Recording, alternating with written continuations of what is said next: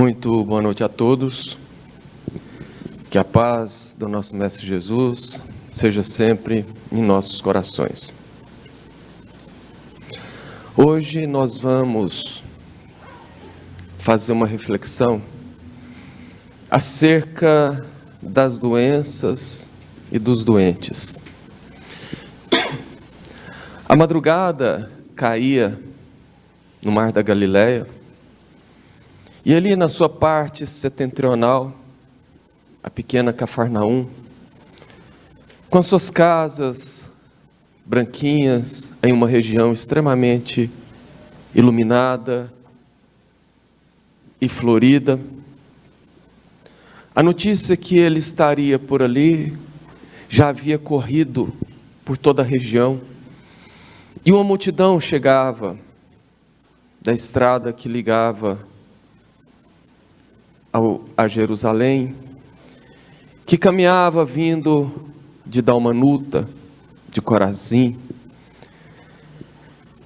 Em torno da casinha de Simão Pedro, as pessoas já se contavam em uma multidão muito grande, quando os primeiros raios do sol começaram a brilhar nas águas plácidas do lago. A porta se abre, e um semblante sereno, iluminado, olha para aquela multidão e, voltando-se para o interior da casa, como que a convidar para que todos entrassem, começa ali um périplo gigantesco. Jesus começava a atender as pessoas, a sanar as suas dores, a curar. E quando já no meio da manhã, eis que um pequeno grupo de homens traz em uma esteira velha, desgastada, um corpo quase cadavérico, marcado pelo tempo, pela pobreza, pela miséria. Era um paralítico conhecido de há muito daquela região. Tentaram adentrar a casa, mas a multidão não permitia. A massa compacta de pessoas fechavam todas as entradas e não cediam para ninguém, porque os humanos somos muito individualistas, egoístas, queremos para nós. E ali cada um que estava buscava algo do Mestre, e portanto não cediam.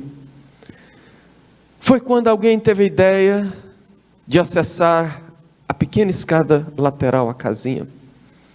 Subiram com dificuldade carregando aquele homem, quebraram parte do teto, despedaçando o barro compacto, tirando as folhas de palmeiras que eram usadas como aglomerado. E entre uma trave e outra de sustentação daquela laje, desceram a esteira atada a 4 cordas.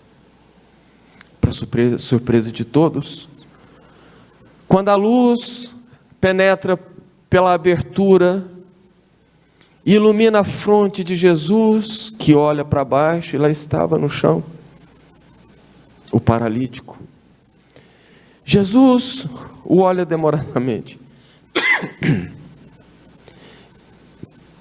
E ele, preso naquele magnetismo do olhar do Mestre, não fala nada. Quando Jesus questiona: o que queres que eu faça? Ele continua calado. Jesus então volta à carga e pergunta: Natanael, ben Elias, tu acreditas mesmo que eu possa te curar? Sim, mestre. Entre um gaguejo e outro ele responde vacilante: se tu quiseres, pode me curar. Natanael, ben Elias, mas mestre, tu sabes o meu nome, tu me conheces? Ah, Natanael, eu te conheço desde ontem. Se tu queres que eu cure você, saiba que os seus pecados estão curados. Portanto, levanta-te e anda. Vacilante, o paralítico fincou os seus cotovelos no solo e, bastante trêmulo, tentando erguer o corpo, não conseguiu e caiu novamente. A massa olhou toda para Jesus, como a perguntar: e aí? Por quê? Jesus, imperturbável, continuava fitando os olhos de Natanael e disse: Natanael, tu queres mesmo que eu te cure? Quero, mestre. Então levanta-te e anda. Foi quando ele então, encorajado, fincou-se os seus cotovelos novamente e no impulso pôs-se de pé, para o espanto geral de todos. Jesus disse: então pega a tua cama, vá e não voltes a pecar. A massa abre, Natanael dá um grito de hosanas e sai festejando, caminhando e pulando como nunca tinha feito antes. Essa bela passagem narrada por Amélia Rodrigues diz exatamente sobre o que nós vamos avançar nessa noite: de doenças e de doentes. Desde a época de Jesus e desde muito antes, todos nós buscamos a cura para as nossas enfermidades. O homem se voltou desde sempre para a busca de remédios, de medicamentos e para a cura. E por mais que a indústria avance, por mais que a tecnologia evolua, quando uma doença é dominada, logo em seguida aparece outra.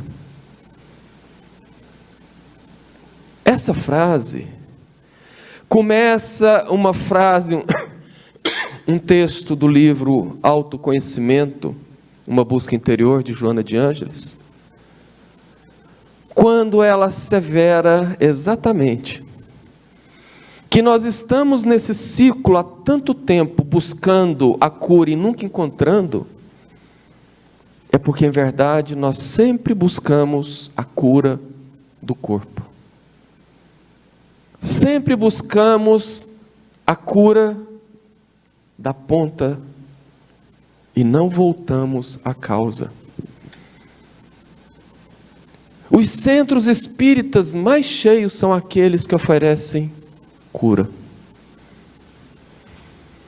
Isso se dá porque todos nós queremos um alívio, de preferência rápido, e de preferência ainda a solução para os nossos problemas, para as nossas dores.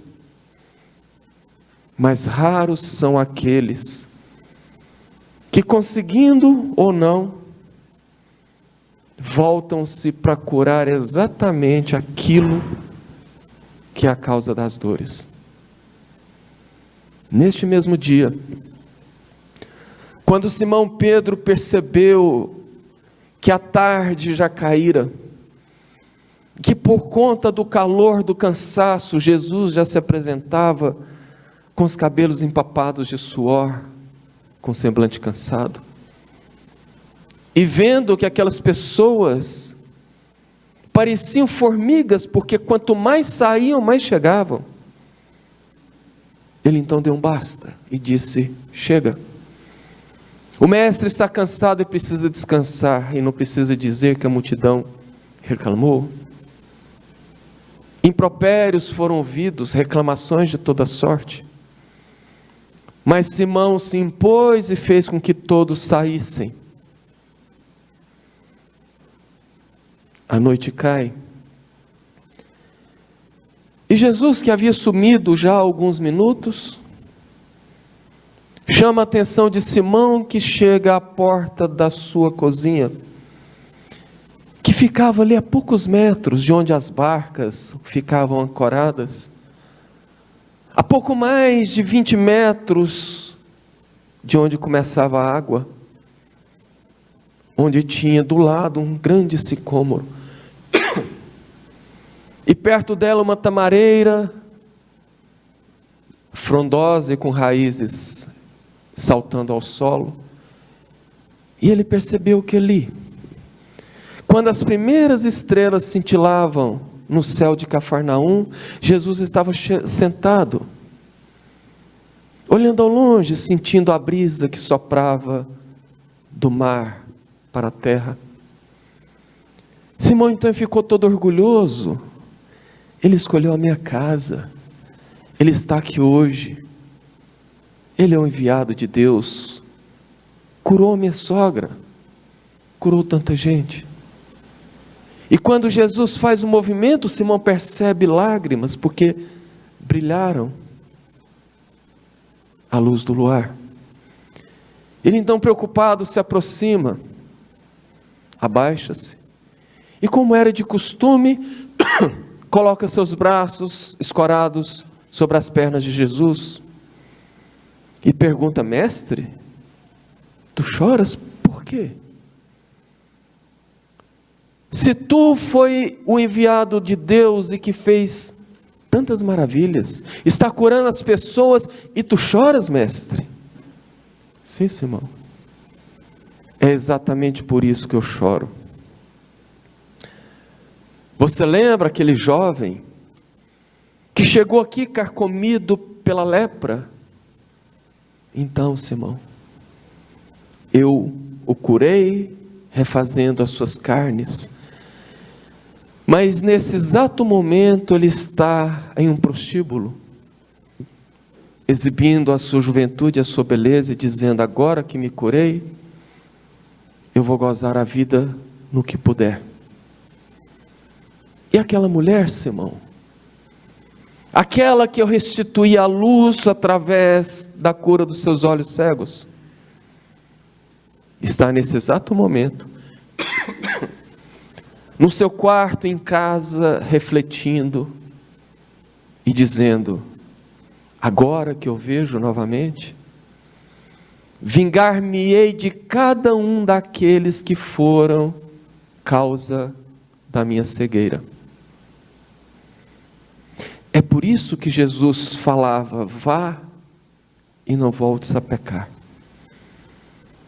É por isso que muita gente tem doenças e é doente, ou não tem doenças e é doente. Foi preciso 18 séculos depois de Jesus para que a doutrina espírita chegasse e pudesse iniciar a retirada do véu acerca do mecanismo que envolve as nossas enfermidades, e lançar luz sobre o caminho que nós precisamos trilhar para buscar a cura verdadeira. Mais tarde, nas literaturas complementares, entre ele, André Luiz, nós percebemos que a questão vai muito além de simplesmente tomar remédios, de simplesmente buscar uma cirurgia ou um tratamento. A doutrina nos esclarece que o corpo físico é o mata-borrão da alma. Mata-borrão, para quem não conhece, era uma espuma curva que tinha na época que as pessoas ainda escreviam com pena tinteira, que molhava a pena na tinta, fazia a escrita, e como não tinha controle da tinta, ficava excesso de tinta, e para não borrar, passava-se o mata-borrão chupando o excesso de tinta, para que o papel pudesse ser dobrado e a tinta secar mais rápido.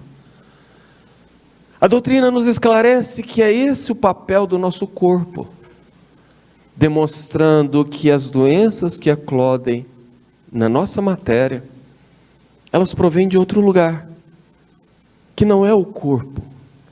Essas enfermidades são apenas a ponta de um iceberg que está mergulhado nas infinitas reencarnações que nós já trilhamos até hoje. Então vamos entrar um pouco numa parte técnica para nós entendermos. Explica André Luiz que o nosso pensamento é força criadora. Maria João de Deus, no livro Cartas de uma Morta, tem uma frase que é basilar para esse entendimento. Tudo é pensamento, porque tudo começa do pensamento. Nesse exato momento, nessa sala, nós estamos mergulhados em um oceano de ondas eletromagnéticas de várias frequências. A luz que ilumina aqui é energia dissociada. Vocês me ouvem por conta de ondas que viajam pelo ar e vão sensibilizar o aparelho auditivo de cada um. Eu vejo que tem pessoas usando o celular, esse celular funciona porque ele está emitindo ondas e recebendo ondas em determinadas frequências. Se eu ligar um rádio, uma TV aqui, eu consigo sintonizar alguma emissora pelo mesmo motivo. O mundo é energia. Einstein já havia dito isso na sua teoria da relatividade. E se o mundo é energia, se nós fazemos parte do mundo, nós somos energia. E nós somos energia que se diferencia por ondas de vibração, por frequências. Da mesma maneira que se o João quiser ligar para o telefone da Maria, ele precisa ligar o número da Maria para conseguir falar com ela, ou seja, ele precisa entrar na frequência da Maria. Cada um de nós, enquanto seres inteligentes, espíritos, vibramos em frequências diferentes. E dessa vibração emana o nosso pensamento. Por que Maria João de Deus diz que o pensamento é tudo, porque tudo nasce do pensamento? Porque qualquer atitude que eu tome, primeiro eu penso. Mesmo que esse pensamento seja muito automatizado e inconsciente. Eu penso, do pensamento eu gero o desejo, do desejo eu gero a ação. E a partir daí eu vou fazendo as minhas escolhas. E aqui nós temos que bifurcar o caminho. Primeiro, vamos pela estrada dos nossos pensamentos. Assim como o nosso celular agora, ele está captando as diversas ondas, emitida pelas torres, para que se alguém ligar no meu número, ele receba e toque. A nossa mente está emitindo e recebendo ondas, sinais, como o celular. Da mesma maneira que nós temos frequência, essa faixa aqui é o HF, essa faixa é VHF. Em outras palavras mais fáceis, aqui está a telefonia 3G, aqui está a 4G, aqui está a 5G, que são frequências diferentes que vão proporcionar caminhos diferentes para a internet. Nós estamos também no mundo com diversas faixas vibratórias de pensamento. E nós vamos sintonizar exatamente com aquela que está na mesma faixa do que a nossa. O que equivale a dizer que se eu acordo pela manhã, animado, feliz, agradeço a Deus por estar respirando mais um dia, agradeço a Deus pela oportunidade de estar na carne e poder começar mais um dia de trabalho, de luta. Eu vou emitir uma frequência de pensamento que vai sintonizar com todas aquelas outras, de pessoas alegres, satisfeitas, animadas.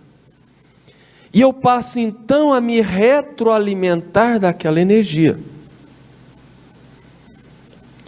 fazendo com que eu me torne mais animado ainda, fazendo com que eu receba pensamentos, sugestões, que estejam naquela mesma faixa que eu estou vibrando, e o contrário também. Se eu acordo mal-humorado, se eu acordo chateado com algo que me fizeram no dia anterior, ou com uma preocupação, e eu saio de casa praticamente rosnando para todos que me olham atravessado, dou uma resposta, ou simplesmente não falo nada, mas eu fico no meu canto ali, e os meus pensamentos pululando no pessimismo, ou em toda outra, uma tristeza.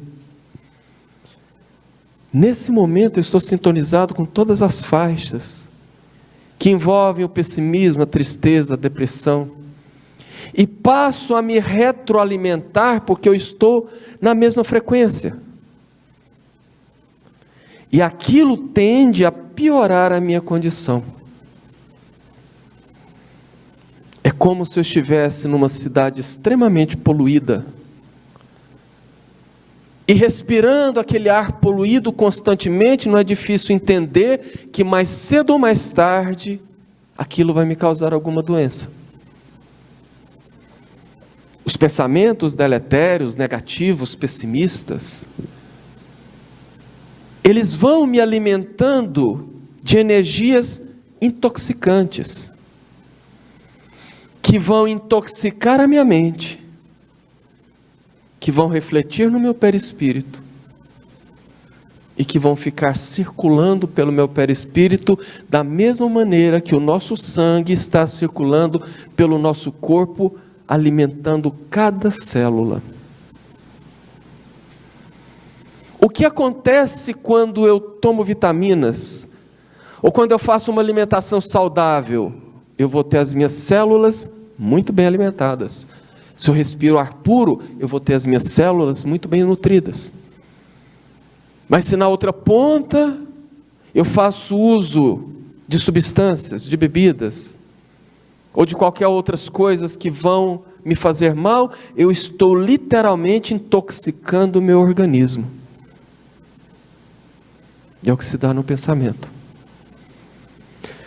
Na outra estrada, vão aqueles pensamentos que nós emitimos. Eu estou com raiva do Paulo, eu começo a pensar em tudo que ele fez comigo. Eu começo a imaginar formas de me vingar, ou de dar o troco. Ou simplesmente eu fico alimentando uma mágoa pelo que foi feito comigo. E eu passo então a emitir pensamentos em direção a ele. É como se eu lançasse dardos, como nos explica Emmanuel. Ao pensarmos em uma pessoa, eu sintonizo com aquela pessoa e envio aqueles dardos que ela vai receber, se estiver na mesma frequência. Se ela não estiver, ela não recebe. O que equivale a dizer que se eu tiver numa frequência mais alta de pensamento, as maledicências, as fofocas, os pensamentos de pessoas que estão contra nós por algum motivo, não conseguem nos alcançar. Mas se eu estou na mesma faixa, eles me alcançam e promovem alguma coisa no meu organismo. O problema é que quando eu estou emitindo os pensamentos, a minha mente é como uma antena. Eu emito o pensamento, ele ganha o éter cósmico, mas ele passa pelo meu perispírito. Porque se considerarmos 3 camadas como 3 camadas de cebola, tendo a camada mais interna, o espírito, uma segunda camada, o perispírito, e uma terceira camada, o corpo físico, se o espírito emite alguma coisa, ele vai passar pelo perispírito, pelo corpo físico, para ganhar o ar. Quando eu emito pensamentos negativos, É como se eu pegasse o pó de café, colocasse na água fervente e passasse no coador. A água desce e a borra fica retida. O meu pensamento vai, mas a borra fica retida no meu perispírito. É como se essa energia fosse dividida. Um percentual eu emito, o outro fica comigo. O que acontece também com os bons pensamentos? Quando eu emito um pensamento positivo, um pensamento bom, um desejo de alegria, quando eu faço uma oração, que inclusive eu conclamo a todos para colocar o nosso companheiro Bandeira em nossas orações, que ele está bastante enfermo e precisa muito de ajuda nesse momento.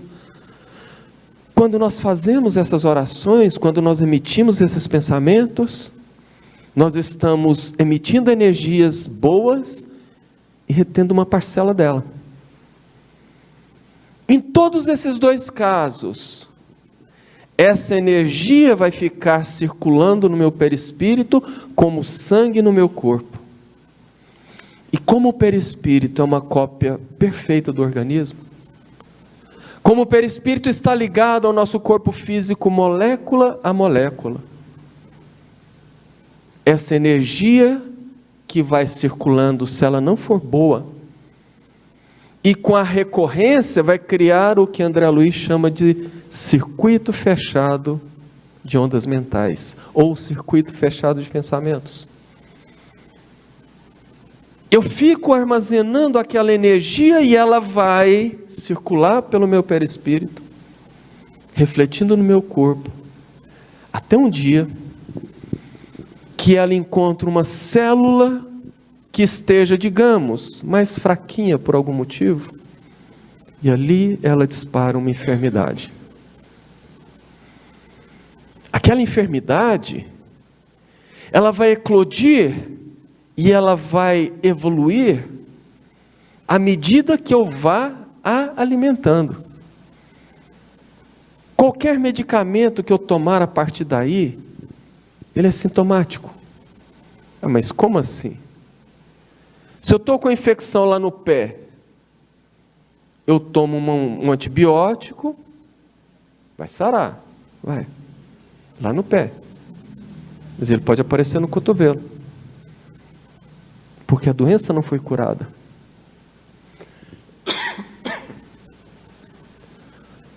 Quando o Chico visitou,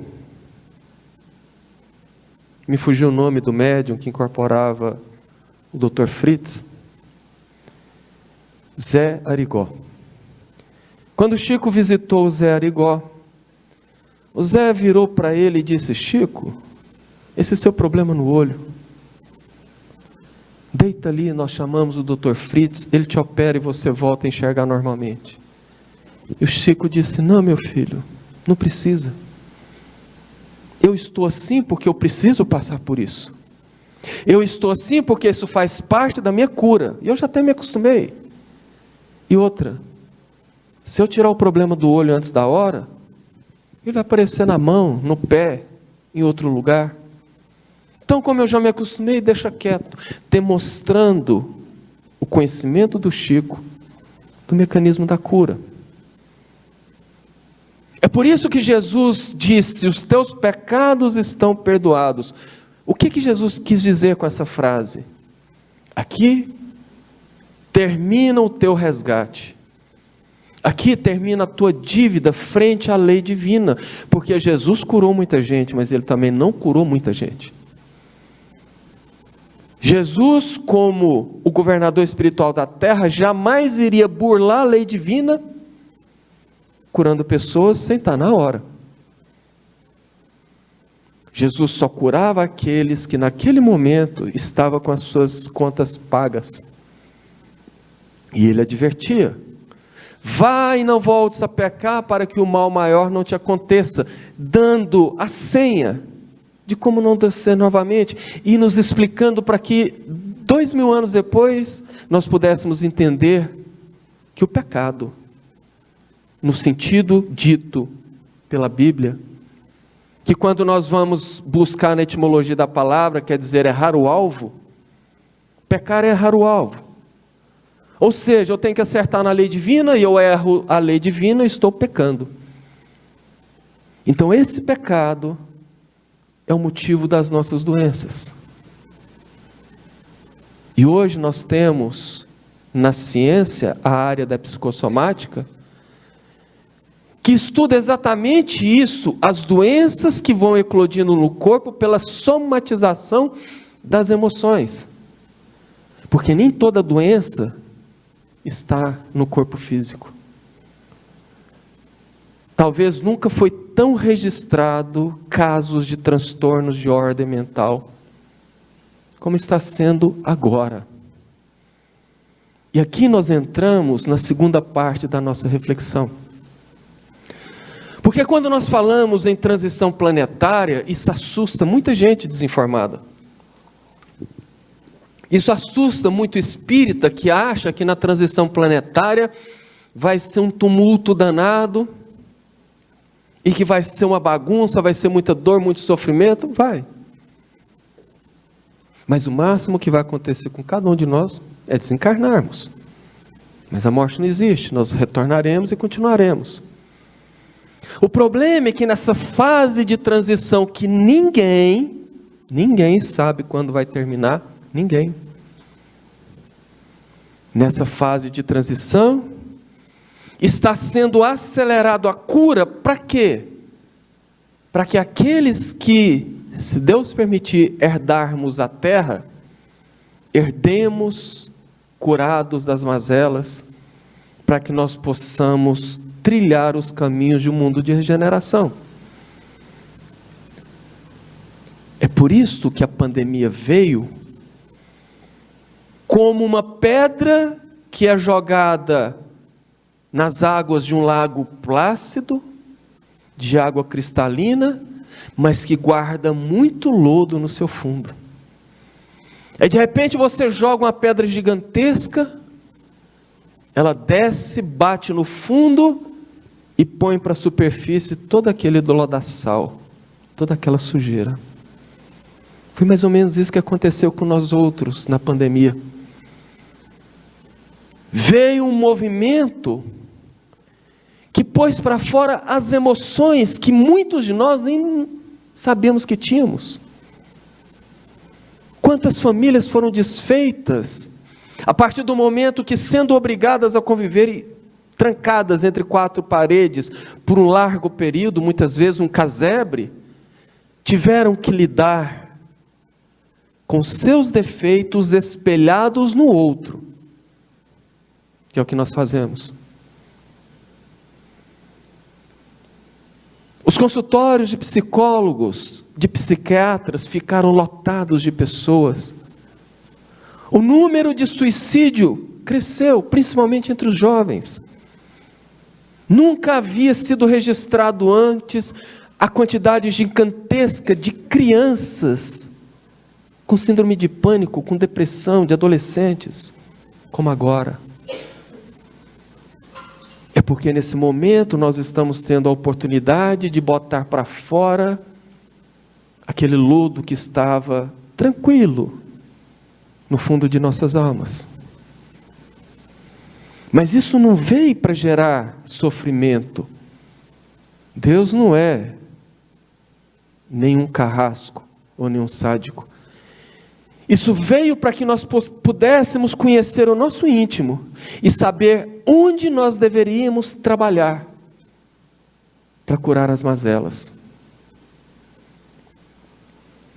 Porque não é só o pensamento que vai gerando isso.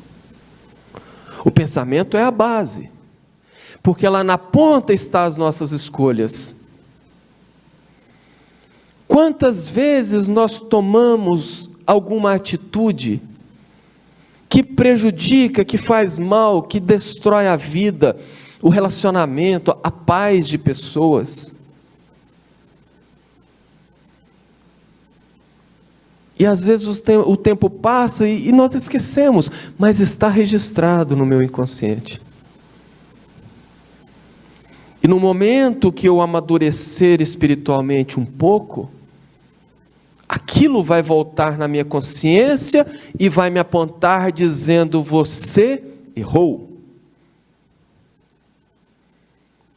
Isso vai gerar uma culpa que pode eclodir em diversos outros transtornos, na mesma existência, mas geralmente em outras existências. Tudo isso aqui que eu falei é exatamente o que Joana anota nesse livro Autodescobrimento, e que eu gostaria de ler um trecho.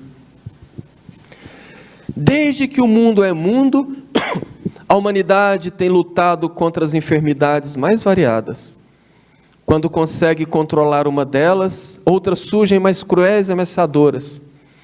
Tem-se lutado com ardor para extirpar as doenças da face da terra. Mas por que não se consegue, já que a ciência moderna tem recursos fantásticos? A resposta é simples. Tem-se buscado curar os efeitos, mas não as causas. Ou seja, temos envidado esforços para curar os corpos, esquecidos de que o enfermo é o espírito mortal, e não o corpo que perece. E ela continua: o corpo é como um mata-borrão que absorve e exterioriza as chagas que trazemos na alma.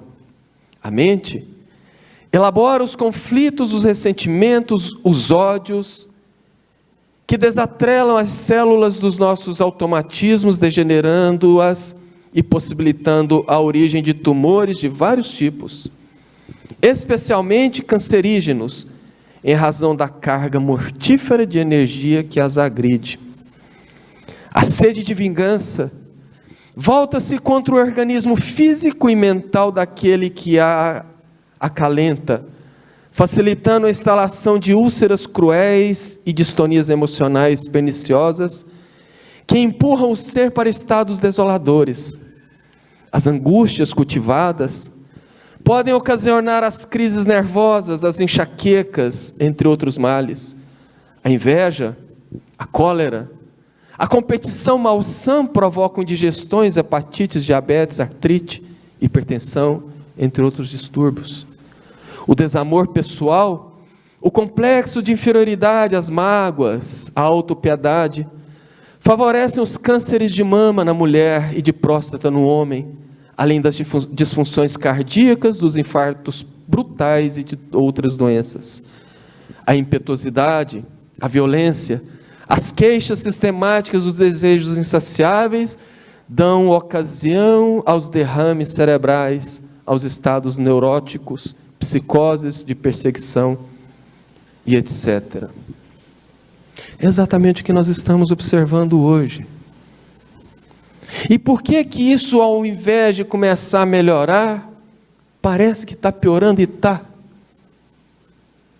Porque nós estamos retroalimentando as nossas emoções desajustadas, o nosso organismo, com essas energias deletérias. Como que estão as pessoas hoje, depois de uma eleição que polarizou, que dividiu o país? Dividiu o país, dividiu família, dividiu centros espíritas, dividiu relacionamentos. O que é que acontece até hoje em relação ao governo e à oposição? As pessoas se engalfiam em agressões mútuas. É um lado tentando subjugar o outro, é o outro tentando subjugar a um. As redes sociais estão tomadas por intrigas, por ideias malsãs, por conversas desnecessárias, por agressões, por fofocas, por notícias que nós vamos lendo na hora do almoço e que vai perturbando a nossa mente e que vai nos retroalimentando dessas energias tóxicas. E aí começa a eclodir as crises de ansiedade, que estão se disseminando de maneira implacável, porque as pessoas não se voltam à necessidade do reequilíbrio.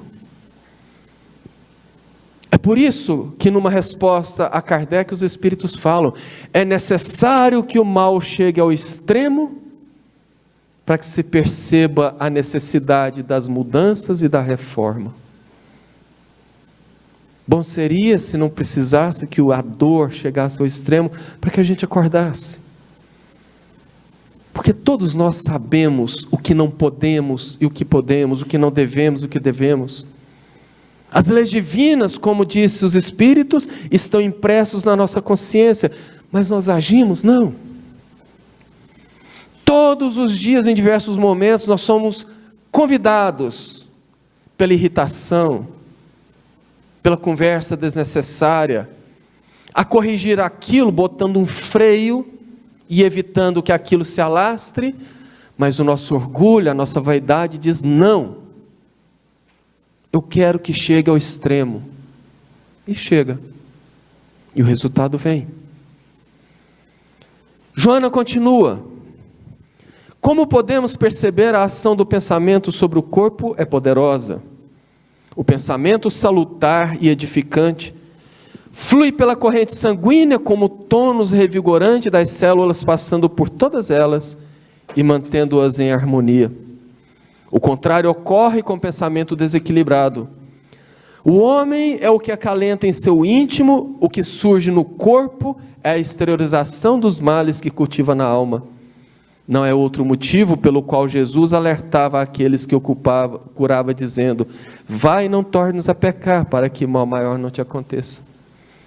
O que quer dizer que a saúde está condicionada ao modo de vida de cada criatura, e que não há doenças, mas doentes, que em maior ou menor intensidade somos todos nós.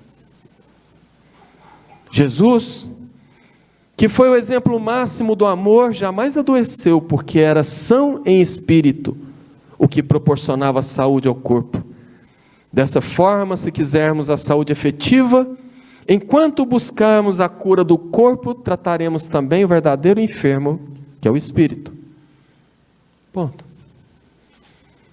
Não é por acaso que a doutrina espírita, desde a sua codificação, bate na tecla da reforma íntima, da mudança interior, que não é algo que temos que promover de forma radical, atrapalhando e ferindo a nossa própria vida. Não, não.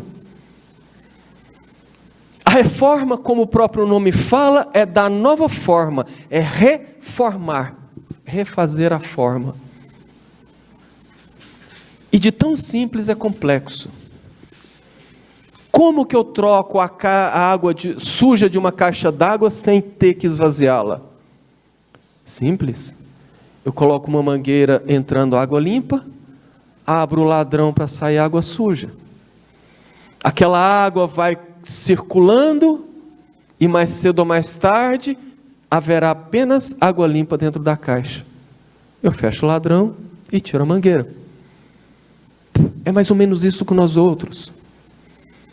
Se nós vamos deixando expelir os nossos defeitos, as nossas más tendências, e colocando pensamentos nobres, aos poucos nós vamos reformando essa água. Divaldo diz: quando vier um pensamento ruim, substitua por um bom pensamento. Esse é o segredo. Quando nós chegamos em casa, e estamos lá preocupados ou enraivecidos, ao invés de brigar, eu paro e penso: não vou fazer isso. E não faço. Se eu saio daqui e na esquina ali, alguém me dá uma fechada, me dá aquele ímpeto de xingar, de botar dedo, mas eu me seguro e diz: não vou fazer. Ele não está nem me ouvindo, nem sabe que eu estou aqui, para que eu vou fazer? É ali que você começa a extirpar o teu mal. Então, se nós vamos fazendo isso aos poucos, a tendência é que nós nos reformemos de maneira até rápida. Só que ninguém faz isto. E a prova é como nós todos estamos. E a doutrina vai mais além. Diz que se o meu pensamento está sintonizado num psiquismo ruim, que está me intoxicando através da retroalimentação de energias tóxicas, a oração tem um grande efeito. Porque quando eu oro, eu elevo o meu padrão vibratório. Eu sintonizo com os bons espíritos, com as boas energias, e eu dou um alívio para aquela intoxicação do meu organismo perispiritual. Se além de orar, eu corrijo os meus pensamentos, eu vou cortando as conexões tenebrosas com espíritos perturbadores, com energias que vão me sugerir coisas, digamos, erradas, pouco nobres. E se eu uso a oração, eu corrijo os meus pensamentos, corrigindo as minhas palavras, eu subo mais um pouco. Porém, se eu uso a oração, corrijo os pensamentos, as minhas palavras e pratico bem, eu promovo a reestruturação que o meu organismo, que as nossas almas precisam, para que nós possamos realmente começar a curar, porque da mesma maneira que a doença, ela eclode no corpo vindo do espírito, ao reequilibrar o espírito, ele vai promover a cura no caminho contrário. É muito simples e muito complicado ao mesmo tempo. Então não tem segredo. Porque, repito, eu posso ter doença, mas não ser doente. Porque a doença faz parte da nossa vida no mundo de provas e expiações, no patamar evoluído que nós estamos. No entanto, existe aquela doença que ela é expelida e passa. Mas eu, o espírito, já estou ou em processo de cura ou já curado. Como eu posso não ter ainda doenças e ser extremamente doente, porque eu carrego um coração cheio de mágoas, de ódio, de desejo de vingança, de rancor, e que vai mais cedo ou mais tarde eclodir em doenças seríssimas, como disse Joana. Então, quando nós observamos os grandes mestres que pisaram pela terra, quando nós observamos o próprio Jesus, e muita gente fala, ele não tinha doença porque o corpo dele era fluídico. Como assim? Se Jesus tivesse um corpo fluídico, tudo o que ele falou e que ele fez era mentira. Ele foi falso. O sofrimento dele, do martírio, da cruz, foram falsos, porque ele não sentia. Ao contrário, ele sentiu e vivenciou tudo para dar o testemunho. E tudo que a gente lê sobre Jesus, eu pelo menos nunca vi alguém descrevendo Jesus dando gargalhadas, sorrindo. Ele sorria com os olhos, no máximo esticava a boca. Eu, Carvalho, tenho uma opinião. Em um mundo onde ter 5, 10 dentes na boca era luxo, Jesus não queria humilhar com seus dentes belos e perfeitos. Porque ele não teve doenças. E não é simplesmente porque é um espírito puro, porque como diz Joana, era um espírito curado,